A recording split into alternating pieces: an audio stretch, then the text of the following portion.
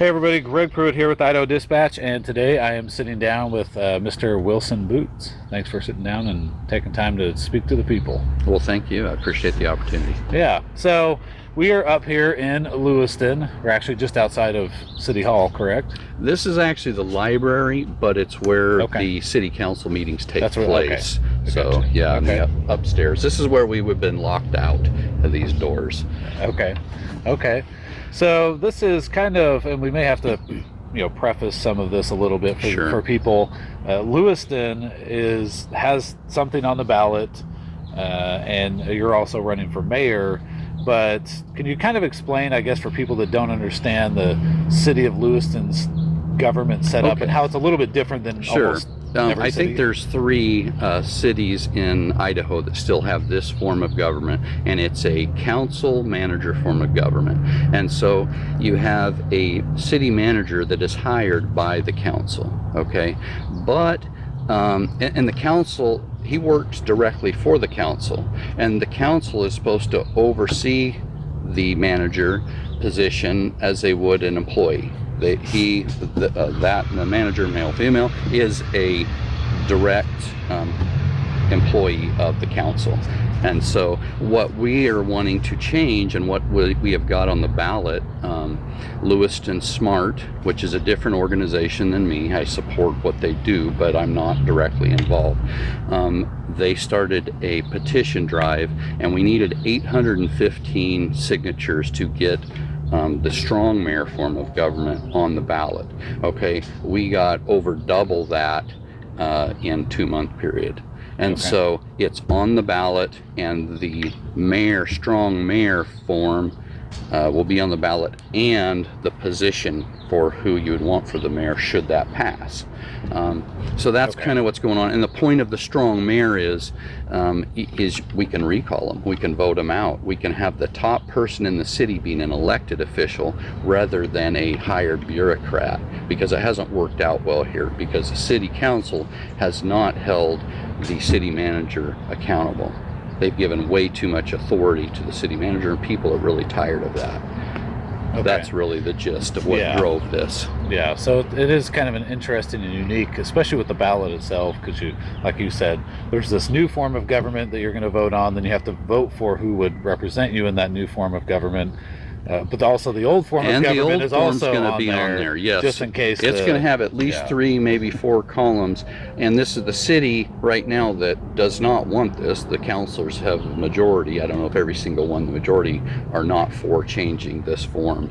And so they're actually working with the city attorney to come up with the exact rules and how it's going to work out. So part of it is right now we don't know how it's going to turn out.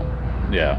So Okay. you're running for a position, but we don't know the details, don't even know the pay. They've talked about even doing it part-time, which is disingenuous. That's not what people want, the people that have signed the petition to get this on the ballot. And they're talking about having a part-time strong mayor and still keeping a administrator. Okay. So, Okay. Okay. Yeah. Typically, most of the cities in Idaho that I'm aware of at this size have a full-time mayor. Well, especially when you look at how much they're paying their city manager right now.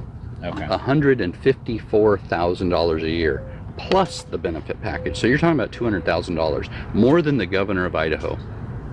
And I have not met a person yet that isn't shocked by that. They're like, what? Are you kidding me? Like, nope, look it up. And Okay. Wow. except for the city council, they seem perfectly fine with it.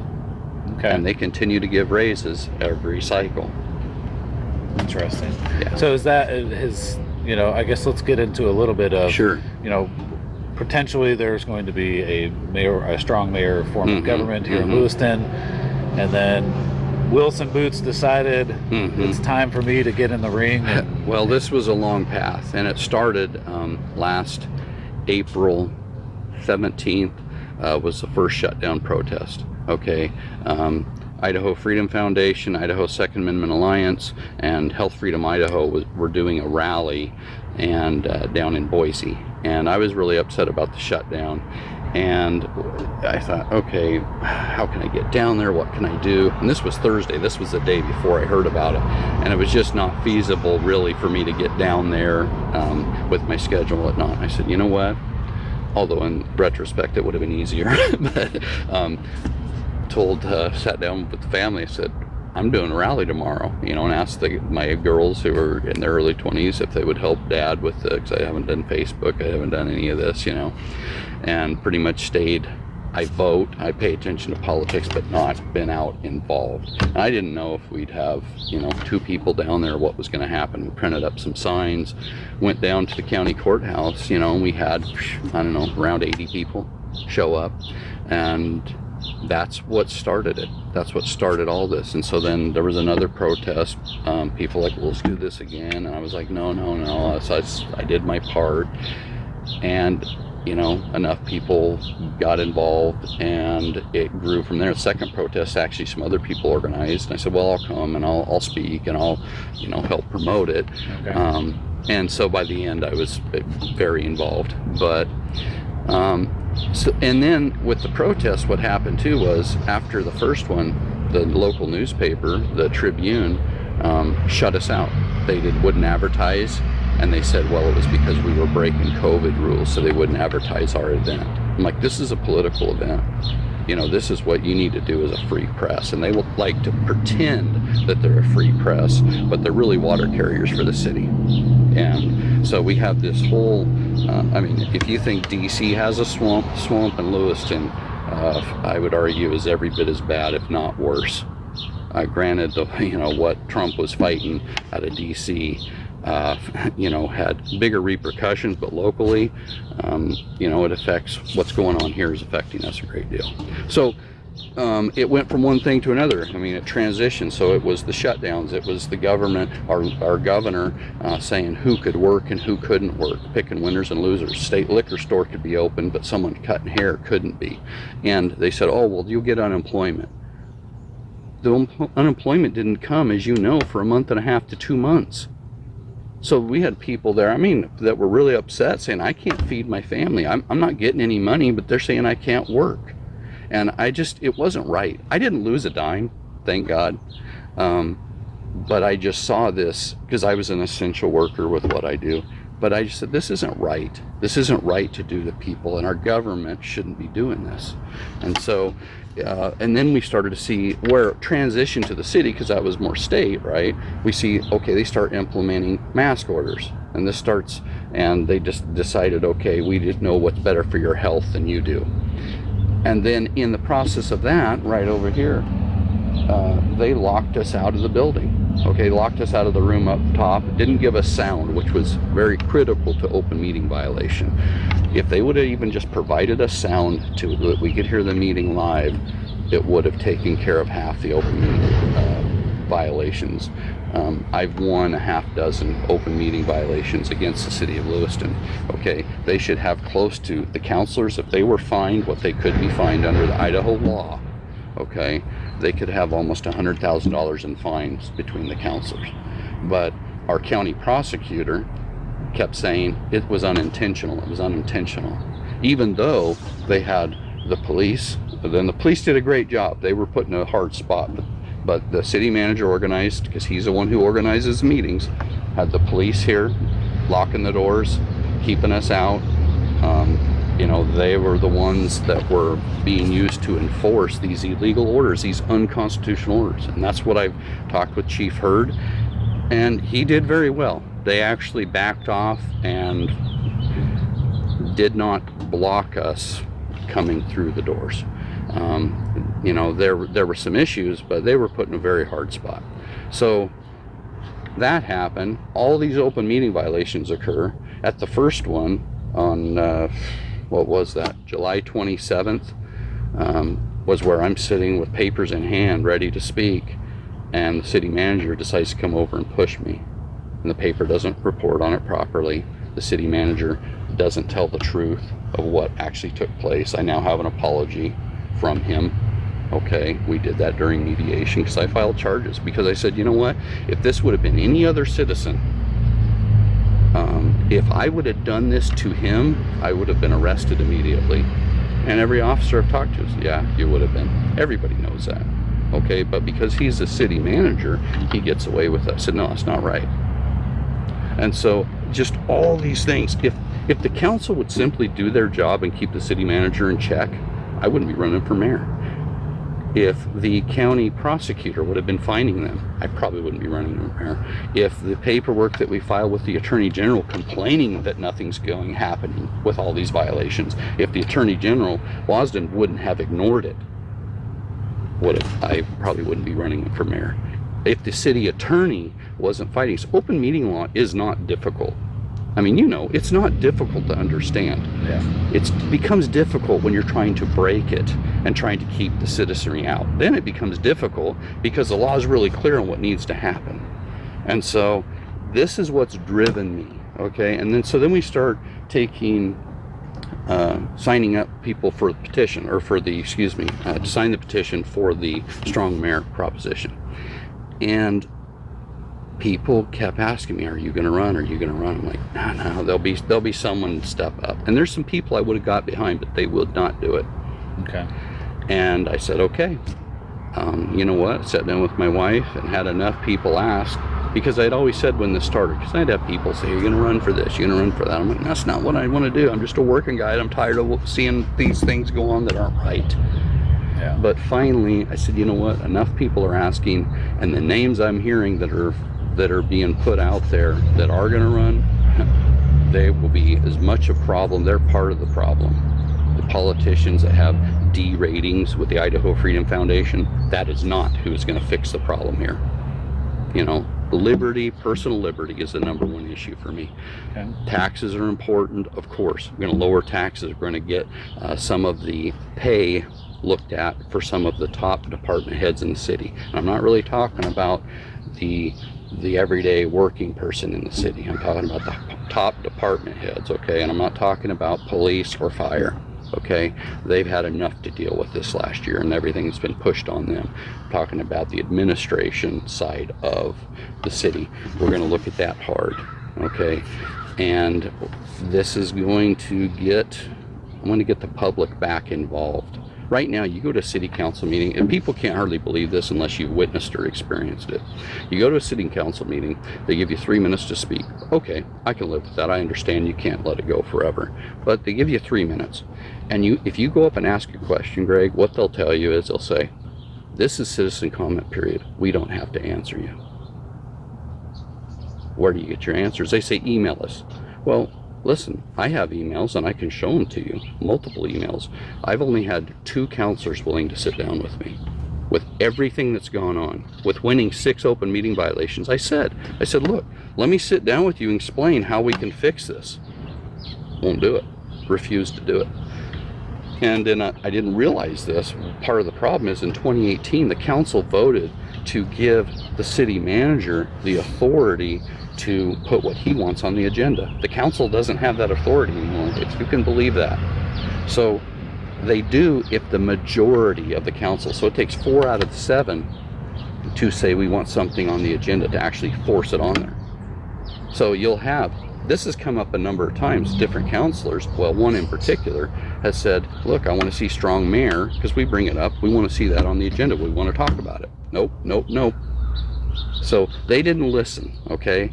One counselor, Bob Blakey in particular, totally disagree with his positions on almost everything, but at least you know where he stands, okay? He says he goes, when this first came up, being brought up, he goes, well, I haven't heard people say they really want a strong mayor. Well, what I'd say to the council now is, do you hear us now? 2,000 people, almost 50% of the people that voted in the last election, that number, have signed this petition. That's how it got on the ballot. Yeah. So, okay. So that's kind of, you brought up a couple issues. You want to look at, some of the pay and administrative costs that the city is currently undergoing, some of what led up to you deciding to run for mayor. Are there particular issues facing the city other than some of the what you're saying about the how it's being administered and the city council and the government? Are there issues that are facing the city that you think are important and that you want it's to try the same issues that have been around for a long time. The taxes in Lewiston have been just over the top. But part of that is it's all tied into administration, everything else in the administration costs, so it can't really separate it. I mean, you go downtown Lewiston in here and you walk and see how many businesses are gone.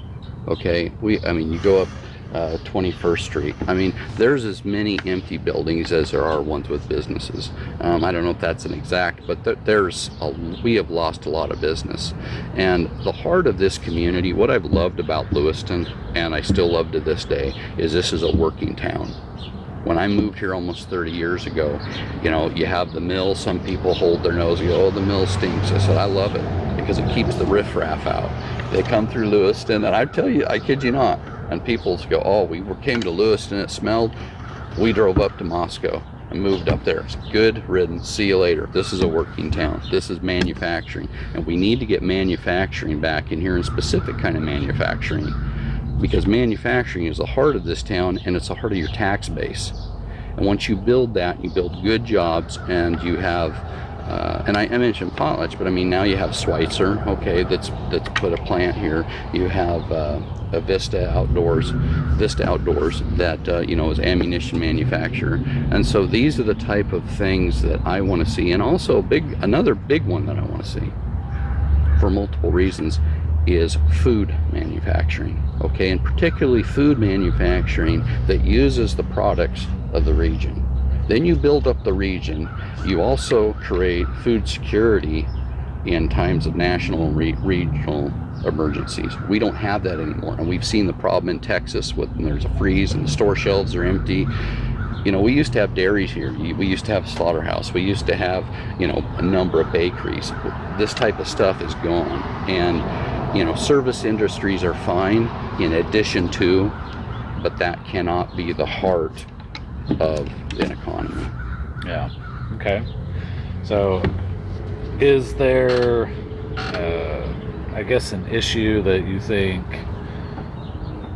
maybe you have a unique perspective on that you are bringing to the table? Well, I would say my perspective overall on all these issues is unique, that it's a working man's perspective. It's someone who goes and I've worked shift work at the mill, okay? Didn't have time to come to, you know, I'm working nights, didn't have time to come to city council meetings. And so, you know, it took a lot of effort. And I'm at a point in my life working a different type of job. I work days now. I can come to meetings. I get more involved. My kids are older. I'm at a point in life that I'm saying, you know what? I've been looking for years. I've looked around and go, well, that guy will take care of it. That guy will take care of it. Someone else will always take care of it. Well, you know what? I realize that's not the case. And as an American, and as someone who believes in the Constitution and believes in a creator God and personal responsibility, said, you know what, it's time I get involved. And I sat down with my wife, and you know, we work as a team, and she's a great gal, really smart gal, and I got thick skin, so it's a good combination, because I can get out there at the rallies, I can talk to people, I can take the arrows, and quite frankly, I don't give a damn, because we're losing our country right now. You know, we had Donald Trump in the office, thank God, best president of my lifetime. And I was here for Ronald Reagan. Okay, Trump dealt with a lot worse issues than Reagan did. I loved Reagan, but he just didn't have the fight that Trump did. So we had Trump in the White House. We had a Republican-controlled Senate, right? We don't have that anymore. We can't wait. The feds, you look at what Biden's doing and wanting to push down onto the states and the local levels. That's why I've said, we were saying this a year ago, and now a lot of the talking heads are saying it, but we're going to have to take it from the bottom up. That's why we're doing this, okay? There's other things we could be doing, state, federal level, but I decided to focus locally because I said this is where we're going to have to make our stand. Because when the governor says, oh, I'm going to implement this, and if it's unconstitutional, I'm going to say, no, you aren't. People say, well, you can't do that. Watch me. The hell I can't. And then you can decide you want to sue, you want to send people or whatever. I will stand against it, okay? Make Lewiston a Second Amendment sanctuary city, period. End of story, okay? And the reason that came up is because when BLM, the terrorist organization BLM, did their protest here, had about 800 to 1,000 people, okay? We had a bunch of different people, some groups, some unaffiliated, came down in Lewiston on the streets here, and we had what we called Defend Lewiston. There's about 250, 300 people, armed, fully armed, peaceful, but ready to defend our city, because we said we're not going to let our city burn. Okay, the city council, we were rebuked heavily for that. I was rebuked for my involvement. And you know what? I'll do it again, and as mayor, I'll be right down here, because I'm not going to let this city burn, not on my watch. Okay. Final question, and then we'll give you a chance to kind of plug your campaign. Let's say the city votes for the strong mayor form of government. Let's say you're elected mayor. Mm-hmm. What is you're sworn in, first day in office? What do you think your main focus is going to be right then and there on that first day? Well, first and foremost, I've told people, I don't know what the salary's going to be, what they're going to do, but right now the city manager makes $154,000, like I told you, the benefit package. And I've told people I won't accept that money. And if I can't, with the council, get that changed and reduced, I will publicly donate that to charity, not all of it, a good portion to charity. This is not about making money for the city administration. We got to get that in check, and that's one of the first things I'm going to do. And then we're going to look at, quite honestly, the community development department is a big issue. Building permits, the process, how long it takes to get things done, the red tape, and the fees. It's out of control. When you talk to the different builders that have to go jump through these hoops, the frustration they have is unbelievable. And these are guys that have had construction companies for years. Something I want to do is actually have a certificate, certify certain builders. Okay, when I say certain builders, if you've worked and you've had a good record in the city, working with the city for X number of years, and these details will be worked out, that you can bypass some of this early permit stuff, because a lot of this permit fees, they say, oh, it's about safe building practice. Well, no, it's not, because a lot of the times the inspectors don't even come back out and re-inspect. So you pay the fee, but you're not getting the inspection. So these type of things that would just make things run smoother. Sure. Okay. But there's so much, to be honest, Greg. Dealing with the city attorney, she had the audacity, if you can believe this. There's two city attorneys, okay, the lead attorney and her assistant. Jana Gomez, straight-faced this last year, asked, as part of her future plans, she wanted 3 more full-time city attorneys. Let me just say right now, there's no way in hell that's going to happen under my administration. Okay, you don't need that if you're not fighting the people. If you're standing up for the people, you don't need those kind of attorneys. And she mentioned open meeting law violations as one of the reasons, because we need an expert in it. Well, working man here won 6 violations against the city. It's not that hard to understand. It only becomes hard to understand, like I said, when you're trying to work against the people instead of for them. So there's a lot of problems, and the deeper we dig, and that's part of what drove me, the deeper we dig into what's going on in the city, the worse we see it. And it's bad. It's much worse than people realize. So for people that want to learn more about your campaign, where can they go and what can they do? Well, we have a Facebook page, Wilson Boots for Mayor, and then we're going to have very soon, in the next coming weeks, a website that they can go to, and that's bootsformayor.com. And that's not up yet, but it will be soon. Okay, awesome. Well, we appreciate you taking time to sit down with us, and if there's anything else that you want to let the people know, let them know real quick, and we'll go. Well, I would say this: the only way we're going to make changes is if each and every one of us gets involved. We can't look to someone else, and I will fight with you. I can't fight for you. I need your vote. If you really want things to change, I need you to come out and vote and let your voice be heard. But if we continue to do the same things, we're going to get the same results. So if you agree with that, and you may not always like what I have to say, but I will be straight with you, and I'll give you the truth. and my door will be open to the public, and you will get your answers at the city council meetings. There will be no more of this. We don't have to answer you. You may not like it. We may not be able to get it to you at that moment, but we'll get your name, your address, your contact information. There'll be someone from the city taking that down, and by God, you'll get your answer.